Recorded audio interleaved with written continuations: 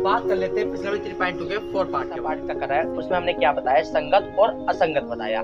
संगत हमने कैसे बताया है, हमने तुलना करी है समीकरण किसके मानक रूप से, किसके रैखिक समीकरण के मानक रूप से। वहां से कंडीशन आती है, चलो वो समीकरण का हम पार्ट लिख देते हैं दोबारा। अगर तुमने वो नहीं देखा तो हमने संगत और असंगत किस तरीके से बता रखा है।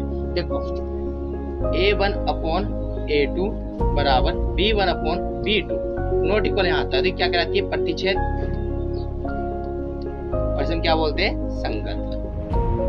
क्या बोलते हैं, संगत। अगर कंडीशन आती है तुम्हारी a1/a2 equal b1/b2 equal c1/c2 तो इसे हम क्या बोलते हैं, नॉट इक्वल, इसे क्या बोलते हैं हम, समांतर, और इसे हम क्या बोलते हैं, असंगत।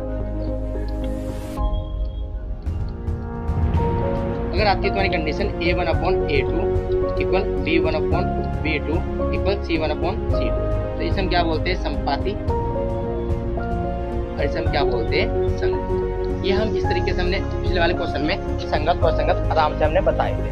तो अब बात कर लेते हैं क्वेश्चन नंबर 4 क्या कह रहा है। क्वेश्चन नंबर 4 देख लेते हैं। क्वेश्चन नंबर 4 क्या कह रहा है, निम्न रैखिक समीकरण युग्म, रैखिक समीकरण के युग्म में कौन सा युग्म संगत और असंगत है। यदि संगत है तो उसे ग्राफीय विधि द्वारा हल कीजिए। यानी कि हमें क्या बताना है, पहले संगत बताना है और असंगत बताना है। जैसे हमने पिछले यानी क्वेश्चन तीसरे के पार्ट में बात करी थी। क्वेश्चन तीसरे पार्ट के बाद में किस तरीके से बात करी तो वीडियो तुमने देख रखे होंगे तो समझ में आ रहा होगा। अगर डायरेक्ट देख रहे हो तो इसलिए पिछले वाली वीडियो जाके देख लेना, उसमें समझ में आ जाएगी।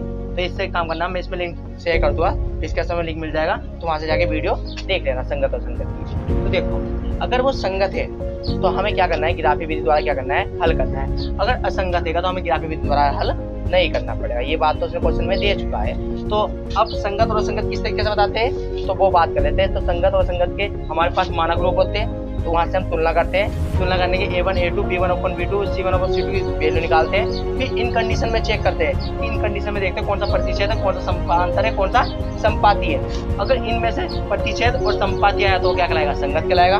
अगर आया समांतर वाली कंडीशन तो क्या कहलाएगा, असंगत कहलाएगा। तो चलो पहले संगत और असंगत चेक करने के लिए कर लेते हैं। तो पहले इसका मानक रूप सही होना चाहिए, तो यहाँ करके इसका मानक रूप सही कर लेते हैं। ये इधर प्लस का दे जाके माइनस का होगा, तो x प्लस के बाई माइनस से कितना हो जाएगा 5 इक्वल 0। ऐसे ही यहाँ करके इसको कर लो 2x प्लस के 2y, इधर प्लस का दे जाके माइनस का 10 इक्वल 0। ये समीकरण 1 मान लो, तो ये समीकरण 2 मान लो। इतनी बात भी समझ में आ चुकी है, ठीक है। अब समीकरण 1 की तुलना समीकरण 2 की तुलना उसके मानक रूप से कर दो। तो देखो समीकरण 1 का हल करके, समीकरण 1 की तुलना इससे करें हम a1x प्लस के b1y प्लस के c1 इक्वल 0, ये इसका मानक रूप होता है, सही है। और तथा समीकरण 2 की तुलना इससे करेंगे a2x प्लस के b2y प्लस के c2 इक्वल 0 से करने पर। तो करो अब देखो ये समीकरण 1 का मानक रूप है, तो यहाँ से x और a1 जिसके आगे कुछ नहीं होता उसके आगे 1 होता है, तो a1 की वैल्यू कितनी आ गई, सही है। ऐसी b1 बाई y b1 जिसके आगे कुछ नहीं होता उसके आगे 1 होता है, तो ऐसी b1 की वैल्यू कितनी आ गई हमारे पास 1, और c1 और माइनस के 5, और ऐसी a2 की निकाल लो, a2 की वैल्यू समीकरण 2 की तुलना किससे कर रहे हैं, इस वाले मानक रूप से। तो यहाँ x ये a2 ये वाला 2, तो a2 की वैल्यू कितनी आ गई 2। ऐसे ये वाला बाई b2 की वैल्यू कितनी आ गई 2, तो b2 की वैल्यू कितनी आ गई 2। ये वाला c2 ये वाला माइनस का 10, और c2 की वैल्यू कितनी आ गई माइनस का 10। इतनी बात समझ आ गई। तो तुलना करके हम a1 b1 c1 और a2 b2 c2 की वैल्यू निकाल चुके हैं। तो अब अनुपातों से हमें पता चलता है, अनुपातों से, तो अनुपातों से कंडीशन क्या थी, a1/a2 इक्वल a1/a2 की वैल्यू रख लेते हैं पहले, कितनी है 1/2, तो यहाँ कितना आ जाएगा 1/2। ऐसे b1/b2, तो b1/b2 की वैल्यू कितनी है 1/2, यहाँ कितना आ गया 1/2। ऐसे c1/c2 की वैल्यू कितनी है माइनस के 5/-10।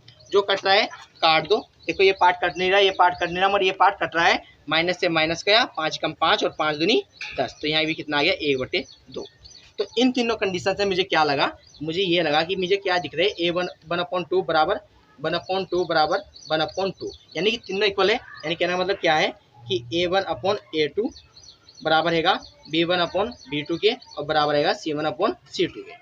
और इस वाली कंडीशन को हम क्या बोलते हैं, संपाती, और संपाती को क्या बोलते हैं हम, संगत।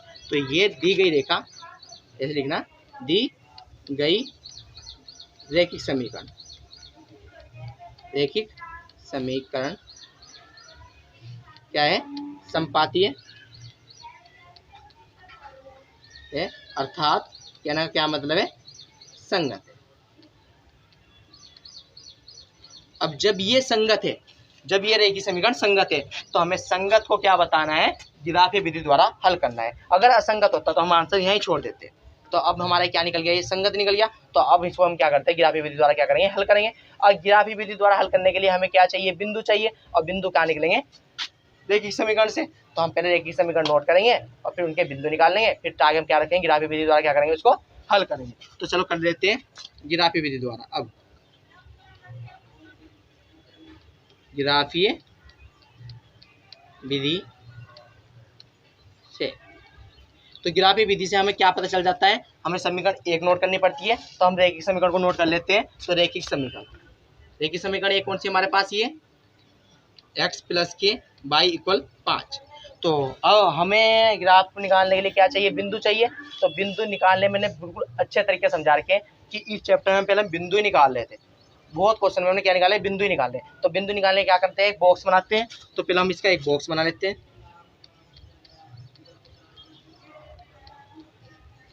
ये इसका एक बॉक्स बन गया, ये हो गया इसका x, ये हो गया y। इतनी बात समझ में आ गई। अब हम क्या करते हैं, बिंदु निकालने में पहले x की वैल्यू क्या मान लेते हैं, कुछ भी मान लेते हैं जो हमारा मन चाहे। यहाँ नंबर देखते हैं, यहाँ नंबर बड़ा है तो x की वैल्यू कुछ सोचो कि जो तुम्हारा क्या है, सॉरी यहाँ कितना है, नंबर कुछ बड़ा होता है तो हम x की वैल्यू ऐसी देखते हैं जिससे ये ग्राफ हमारा क्या बने, छोटा बने। x की वैल्यू, यहाँ वैल्यू क्या है, खुद छोटी बनी पड़ी है। अब x की वैल्यू तुम 0 रख दो, कि y की वैल्यू कितनी आ जाएगी, 5 आ जाएगी। तो ग्राफ हमारा छोटा ही बनेगा। तो माना x की वैल्यू कितनी मानी मैंने, 0। पहले खुद लेट करनी है ये, ठीक है। तो यहाँ से 0 पुट करो, 0 + k y = 5। तो y की वैल्यू यहाँ कर लेते हैं। तो y की वैल्यू रखते हैं कि y की वैल्यू कितनी आ गया, 5। तो y बराबर कितना आ गया, 5।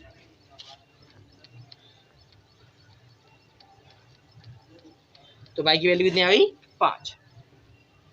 अब इसी प्रकार तुम्हें किसकी वैल्यू मानी है, y की वैल्यू मानी है। अगर y की वैल्यू में 0 मान लेता हूँ तो x का मान कितना आ जाएगा, 5। तो माना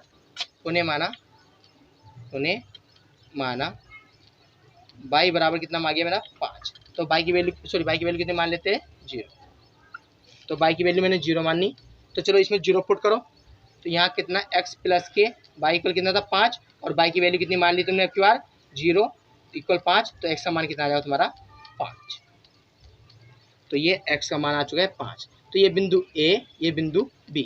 तो तुम्हारा बिंदु A, तो बिंदु A कितना बना है, यहाँ नोट कर लेते हैं। बिंदु A पहले x का मान लेते हैं, फिर y का लेते हैं। तो x का मान 0, y का मान 5। तो बिंदु A कितना बना है, 0,5।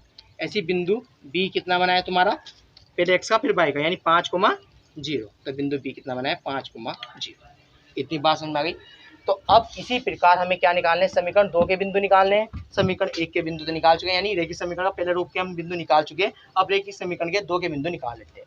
तो अब रैखिक समीकरण 2 के बिंदु के लिए, तो ये बात लिख लो, रैखिक समीकरण 2 के बिंदु के लिए, सही है। तो रैखिक समीकरण 2 कौन सी, ये वाली। तो इसको नोट करना पड़ेगा, 2x + k 2y = 10। इतनी बात समझ में आ गई। तो इसके लिए भी हमें क्या बनाना पड़ेगा, एक बॉक्स बनाना पड़ेगा। तो चलो पहले एक बॉक्स बना लेते हैं। ये रहा इसका बॉक्स। अब यहाँ क्या है, ये पहले x की वैल्यू, ये y की वैल्यू। इतनी बात समझ आ गई। हमें मानना होता है, पहले हमें x की वैल्यू कुछ ही मान सकते हैं। अब x की वैल्यू कितनी मानना हो, मैं यहाँ 0 मान लूँ। तो यहाँ 0 पूरा पार्ट क्या हो जाएगा, 0 हो जाएगा, और 2 इसके नीचे चला जाएगा, और 2 पंजे 10।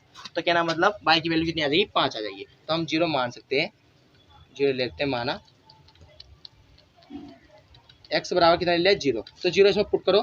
तो 2 × 0 + k 2y = 10। जहाँ एक्स है वहाँ कितना रख दिया मैंने 0 इस समीकरण में, ये दो ऐसा ऐसा ही, यहाँ एक्स था, एक्स यहाँ कितना रख दिया 0 प्लस एरिया 2 एरिया बराबर 10 एरिया।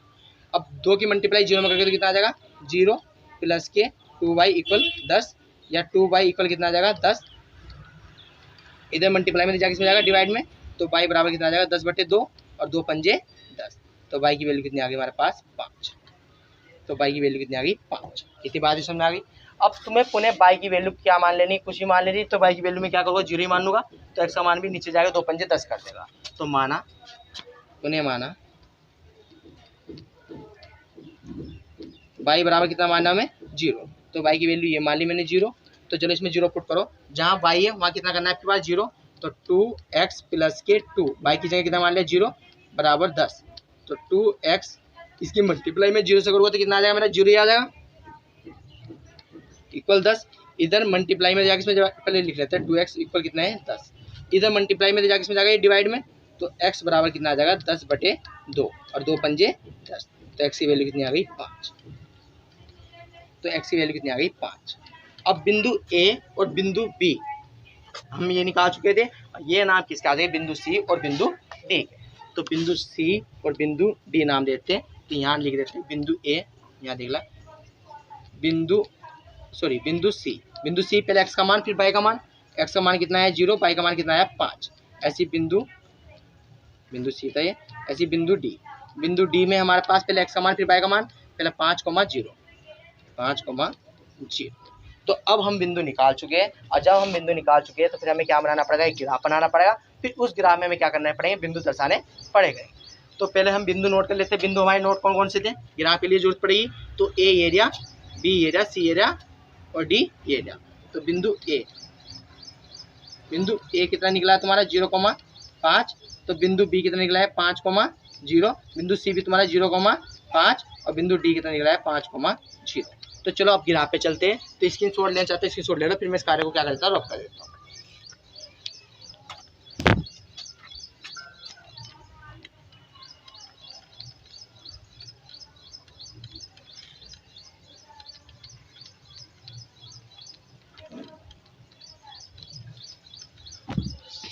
आइए दोस्तों अब ग्राफ के बारे में बात कर लेते हैं, तो पहले हम ग्राफ खींच लेते हैं, तो ग्राफ खींचते हैं,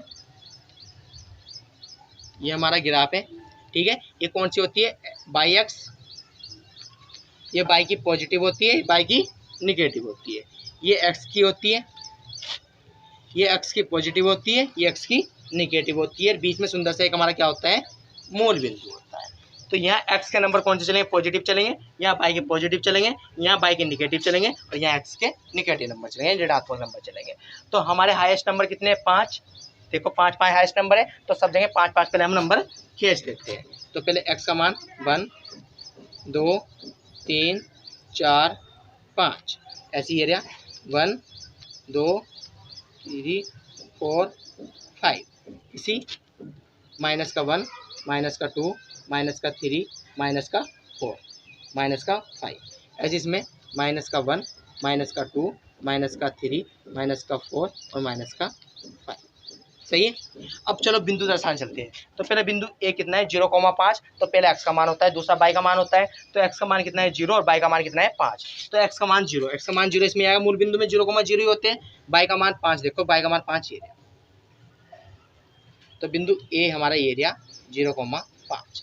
अब ऐसी बिंदु बी देखो, तो बिंदु क्या है 5,0, तो यानी पहला मान x का, दूसरा मान y का, x का मान कितना है 5 और y का मान कितना है 0, तो x का मान पहले 5 देखो, तो x का मान 5 एरिया और y का मान 0 मूल बिंदु में मिलेगा 0,0 में, तो बिंदु हमारा बी एरिया 5,0। अब इस रेखा को इस रेखा से मिला दो, सही है। अब इसी प्रकार दूसरे बिंदु देखो, तो बिंदु सी भी कितना है 0,5, जैसे बिंदु ए था ऐसी बिंदु सी है, तो बिंदु सी भी हमारा कहाँ निकलेगा, यहाँ निकलेगा 0,5, और बिंदु डी, तो बिंदु डी भी देखो 5,0 है, जैसा बिंदु बी था ऐसे हमारा बिंदु डी है, तो बिंदु डी भी हमारा कहाँ निकलेगा, यहाँ निकलेगा 5,0। तो इसकी रेखा भी हमारी यही जाएगी दोनों, तो ये रेखा क्या कहलाई है हमारी, इस तरीके से जाएगी, तो ये रेखा हमारी क्या कहलाएगी, ये रेखा हमारी क्या कहलाएगी, जब ऐसी रेखा कहलाती है, मैंने बताया प्रतिच्छेद किसको बोलते हैं, समानता किसको बोलते हैं, संपाती किसको बोलते हैं। तो अगर रेखा एक दूसरे को प्रतिच्छेद करती रही, ये रही दो रेखा आपस में ऐसे जाती है तो इसको हम क्या बोलते हैं, समांतर बोलते हैं। और दो रेखा हमारे पास इस तरीके जाती है, एक रेखा ये रही, फिर एक रही, फिर एक रेखा ये रही, फिर एक रेखा ये रही, तो इस वाली कंडीशन को हम क्या बोलते हैं, संपाती। और हमने क्वेश्चन में पहले नोट करा था, जब ये संगत और संगत बताया था, कंडीशन कौन सी आई थी, संपाती की आई थी। जब हम संगत और संगत चेक करे थे तो कंडीशन कौन सी आई थी, ये आई थी संपाती। और देखो रेखा भी कौन सी जा रही है, इसकी संपाती की जा रही है। तो हमारा क्वेश्चन क्या आ चुका है, यानी कि सही आ चुका है। अगर हमारा ग्राफ इस रेखा या इस रेखा में जाता तो हमने जो संगत असंगत बताया था वो हमारा क्या हो जाता, गलत हो जाता। इसके थ्रू आप क्या करते हैं, चेक कर सकते हैं। ये पार्ट हमें बताना था, ग्राफी विधि द्वारा हल करना था, हमने ग्राफी विधि द्वारा हल करके दिखा चुके हैं। अब क्वेश्चन नंबर इसके दूसरे पार्ट के बारे में बात करते हैं।